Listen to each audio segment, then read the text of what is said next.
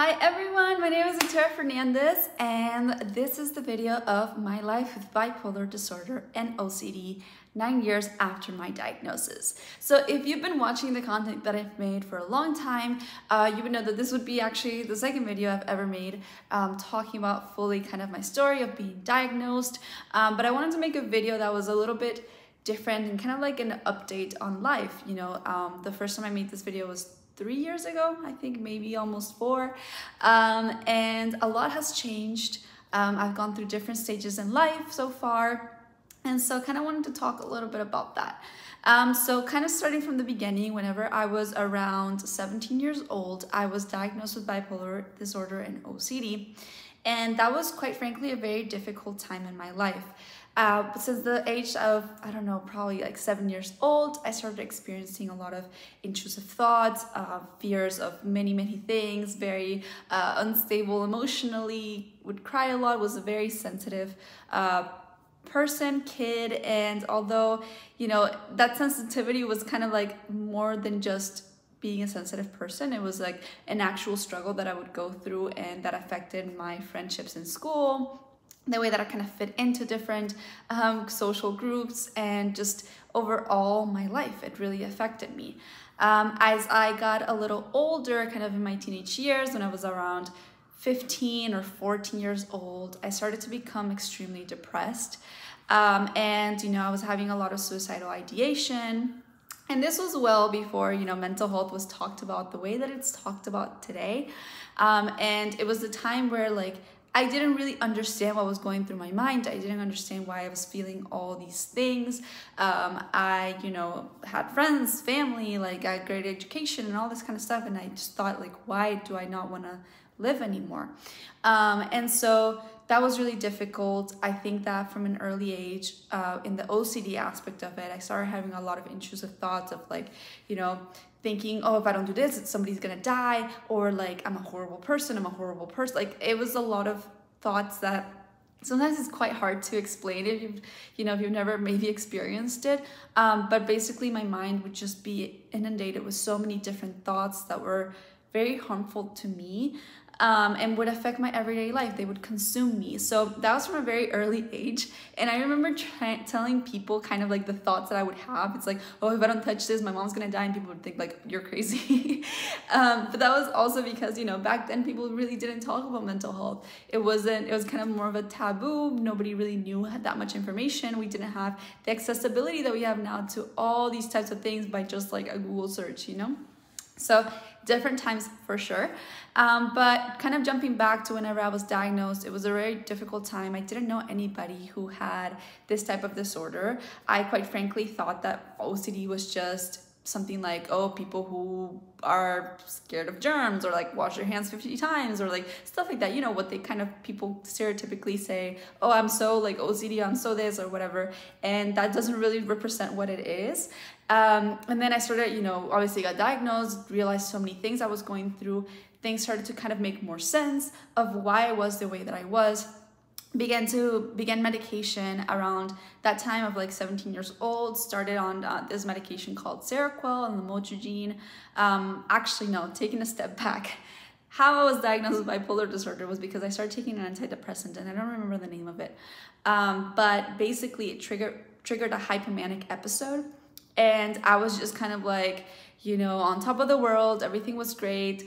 You know, sometimes I'd be super happy, super excited. Then the next time I would just be completely depressed, end of the world, all that kind of stuff.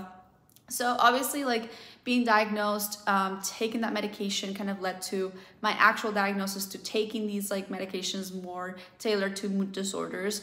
And quite frankly, it was really hard. It was times where like I didn't want to be here anymore, and dealing with like the society factors, like, am I gonna have to take medications forever? Am I gonna have to, like, who am I? Is somebody ever gonna love me because of all the things that I have?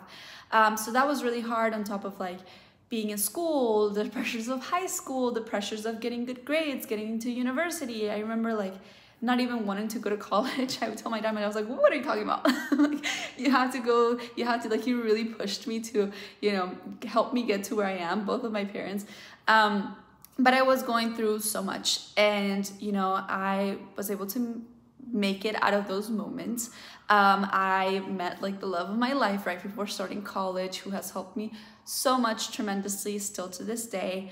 And throughout all those years, I started to kind of stabilize myself more. I started taking a different medication called lithium and lamotrigine. I still take that today. And that's not to say everybody's different, so I'm not like recommending anything. Everybody's different, but I started taking that for me specifically. It helped me more than the Seroquel, because the Seroquel was giving me like some side effects. So did lithium, but you know, that's like a whole different part of it, and there's videos I've made over that. But I started to feel more and more stable. Definitely, you know, there were still a lot of stressors. I would get more stressed more easily than probably other people, and it really affected me. I would go up and down, like with depression sometimes, but overall started to get better. In today's world, I, you know, graduated college and I got a job, and we were in San Francisco, and you know, I was like, okay, now I don't have the stressors of school and all that kind of stuff. Maybe like all these like mood things will just go away and like all this kind of stuff. But then I later realized that, you know, these diagnoses are kind of a part of my life. And at some points in my life, they will be affecting me more than others. And although my mental health is better than it has ever been, you know, like being more independent, living like with my husband, we've taken out some of the stressors I used to have whenever I was diagnosed, or like all that kind of stuff. But to be frank, that whole idea of like, oh, like everything's just gonna disappear, I'm gonna be fine, like all this kind of stuff, that was not really a reality. I, you know, started working full time, and that brought its own stressors and its own things. So I definitely started noticing, like going into a different kind of stage in life where like, okay, I'm an adult. I have to like manage myself, manage my emotions, be very self-aware, because you know, it can really affect my work. It can really affect like, you know, my everyday life, and I have a lot of responsibilities that I used to not have. So in today's world, like after being in therapy for around, I don't know, probably been in therapy for like 10 years or more, I've become very self-aware, and I am in a place where like I know when something is wrong. Like for example, if my brain starts to like have suicidal ideation or a lot of intrusive thoughts, I know that I'm not okay. And I know that I need to deal with that and like find ways, like go to therapy, like sleep better, maybe take some days off of work, like stuff like that. And so it's definitely not perfect. It's a balance that I'm still learning to live with in this new stage of life. But I can say that for me, it really did get better. And I think that with time, like I've personally learned how to deal with like all these things, and I'm still learning, but knowing myself and like knowing like what triggers me, knowing whenever I'm not okay, even when I'm having my highs, because it's like I still like notice myself go like this a lot, or sometimes I have a lot of intrusive thoughts. So like I will face like a period of so much anxiety. Like let's say I did something at work and I'm like, oh my gosh, I'm the worst person ever, people are gonna hate me, like all this kind of stuff, but it's like so intense that I can't go through my day without feeling this overwhelming dread and like sadness. So that's still something I'm learning how to deal with. But you know, I think 9 years into the diagnosis, I'm really grateful for having had that moment where they were like, oh, you have this and this is how you treat it, and like taking all this time to kind of figure it out. And from that moment that I first started taking medications, I've actually like tried to lower it down. So I used to take a very high dosage of lithium. I've lowered that down. I've kind of struggled with the fact of like, oh, I don't want to take medications, but I need the medications, and like that, seeing like how my body responds, and kind of like, you know, some people are like, oh, you shouldn't, but I think I'm at a point now where like I notice, like after I've lowered my medications, that like my fluctuations happen more. And I think that's like natural, because it's like I have a chemical imbalance in my brain. Like that's just, it's my diagnosis. Like I have bipolar disorder, I have OCD, and these things are bound to happen. And I've learned a lot of coping mechanisms through therapy, but medication is something that really does, honestly, has helped me a lot, has helped me lead a more normal life.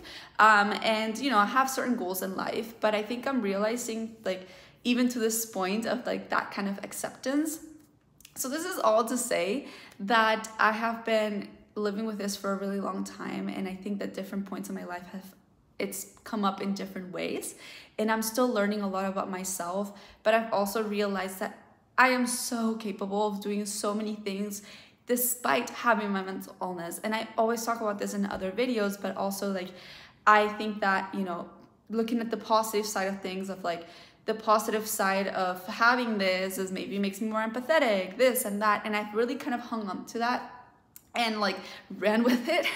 But it's not always easy, and people don't always understand, but it's something that like it's very possible to live a normal life. That yes, it'll have its struggles, but just like other people might have other types of struggles, this is just the one that we got, right? But it's very possible, and I think that in today's world, I keep learning about myself every single day, and it's not perfect, and sometimes it can be really hard, but I think that it has gotten easier. But I think that there's also this truth of like I've mentioned several times in this video, certain points in our lives are going to be harder than others. So it's not like a whole like linear type of thing where like it just gets better and better and better, and one day you just don't experience anything, because we're humans. So it's kind of more like an up and down. But the more that we know about ourselves, the more that we go to therapy, keep up with our meds, or go to the doctor, the more that we can really understand what's going on and attack it before it gets worse. So yeah, this is just kind of like my life with bipolar disorder and OCD. It's something that's just my reality, but I have not let that ever stop me from pursuing my dreams and from doing the things that I want to do. And I encourage anybody who's going through this to really I think understand that you're not alone, that you're not the only person going through this. I think I really felt alone when I first got diagnosed, but there's so many people, that there's like so much strength in community, and that going to therapy, going to a psychiatrist is so important in recovery, and that it is possible to live a very happy life. I can say I am a very happy person. Despite having my ups and downs, I'll have my moments, but then I also have my moments of like, wow, I am so grateful for everything that I have. I am so grateful for the love that I have. And so, it's like a whole balance. It's just being human, but you're not alone, and there are ways to overcome and to live a fulfilling life. So I hope that you guys like this video. I know it's kind of like a summary of the whole thing. There's a whole lot of other videos that I have on my YouTube channel talking about this, but would love to learn what you guys want me to talk about. Maybe you guys have specific questions about some of the experiences I've had, want to learn more. I'm always open for that. And yeah, thank you for watching, and always remember that there's a light at the end of the tunnel, and a bad day does not mean a bad life.